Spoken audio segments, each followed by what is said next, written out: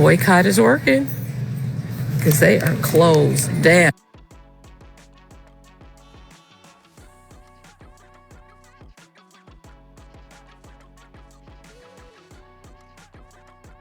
Today, we will hear from foundational Black Americans discussing how the Black wealth transfer is working as more and more Asian businesses continue to go out of business. Check it out. I walk in the mall every day and this nail place is always jumping, but take a look. The boycott is working because they are closed down. Yeah, man. Let's see what's going on here.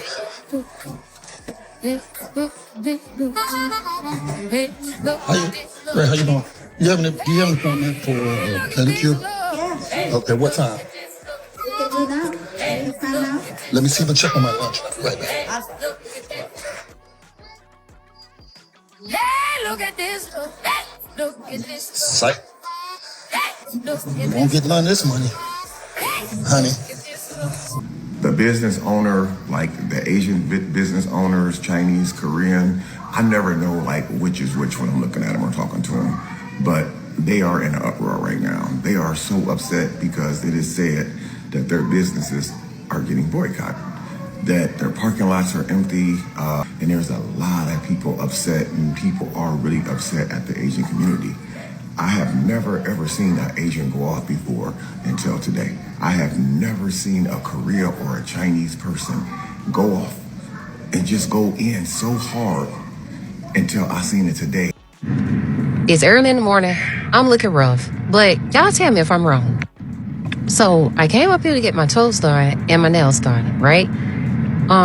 So I walk in and you know, the people like, what you want? And I'm like, oh, a pedicure and a fill, right? Boom. When I walk in, I'm the only person. There's nobody sitting there waiting. I walk in, nobody else is behind me.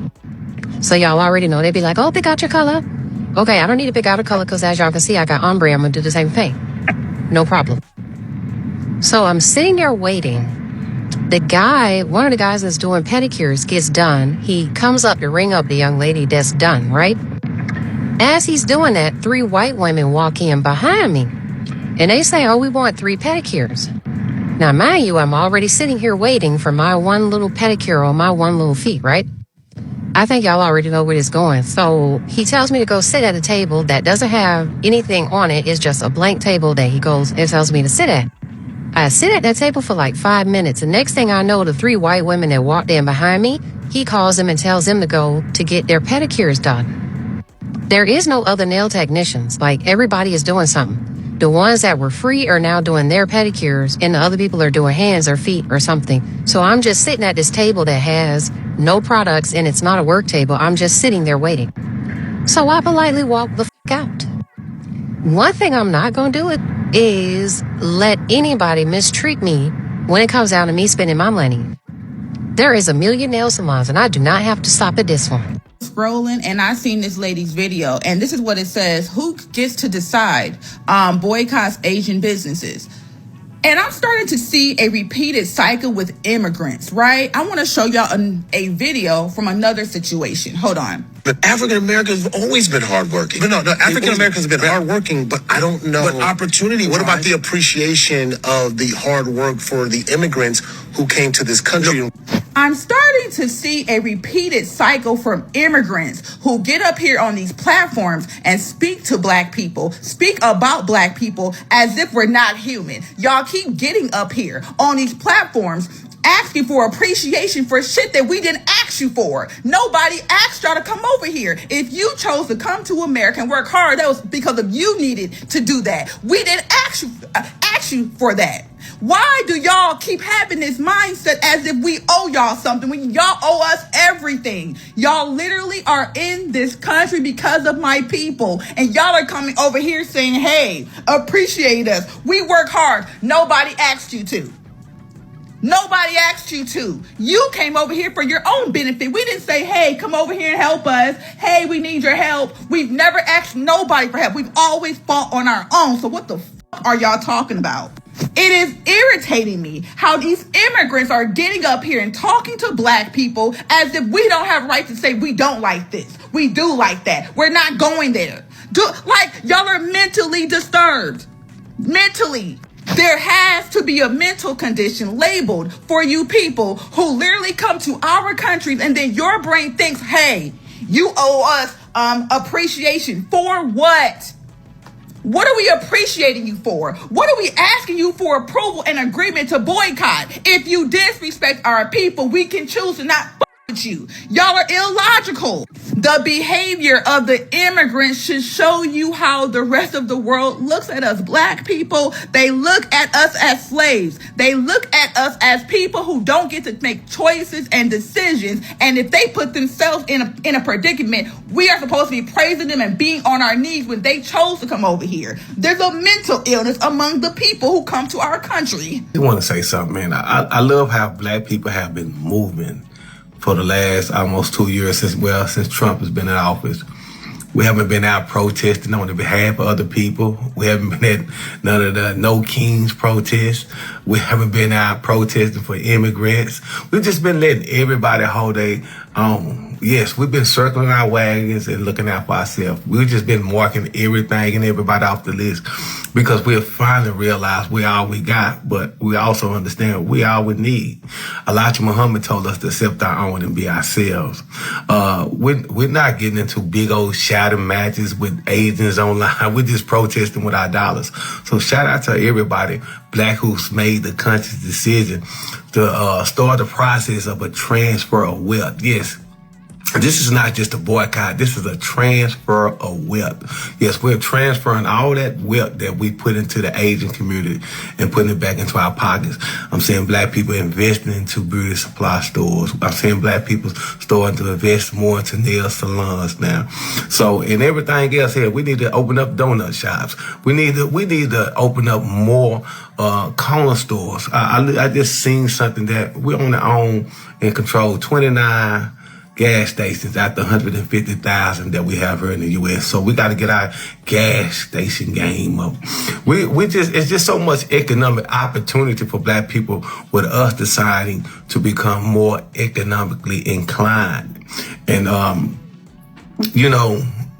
we shouldn't be mad at anyone. We should have been doing this a long time ago. So I just want to give a shout out to all black people who have made the conscious decisions to patronize our own, circle our wagons and look out for our own. We don't have to hate anyone.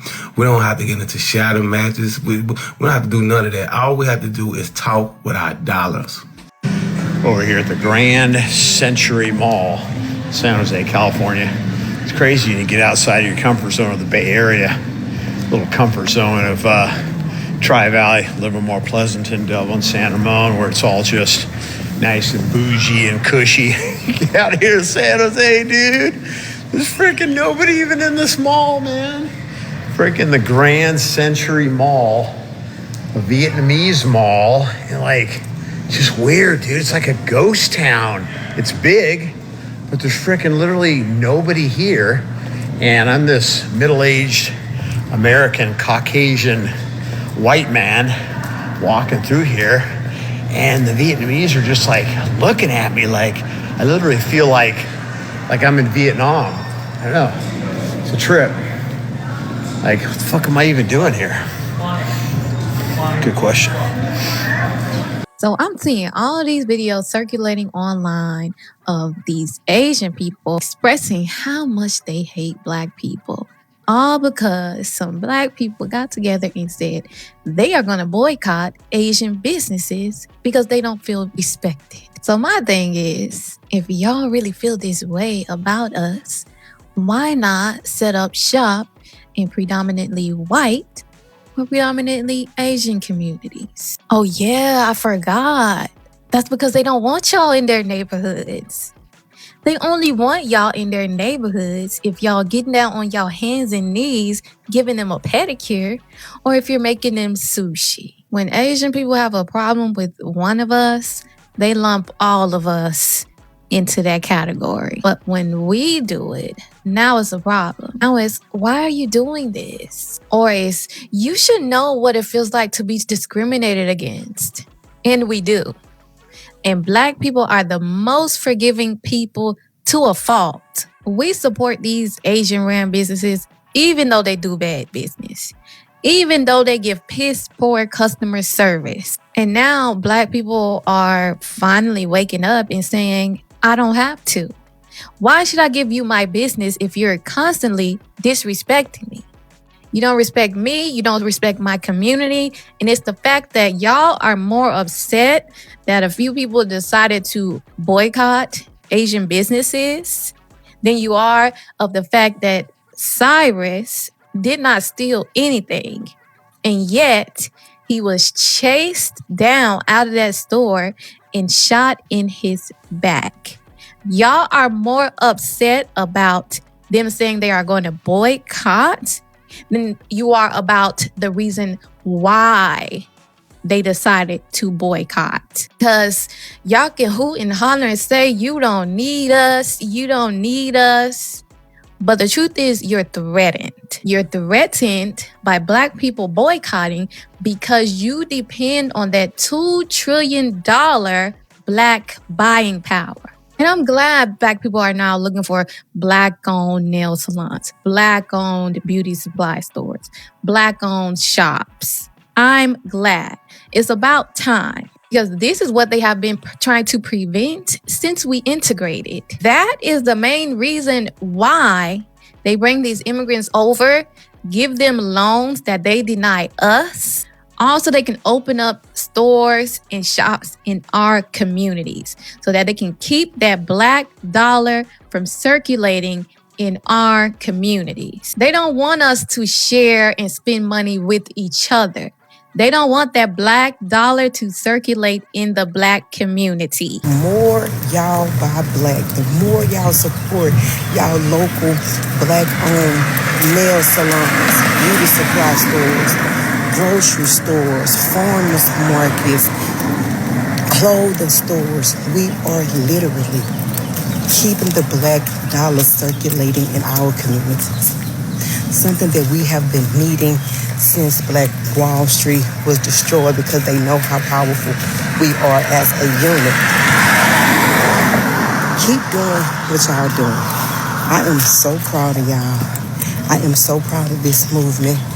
And yeah, Black, Black, Black, Black, Black, Black, Black.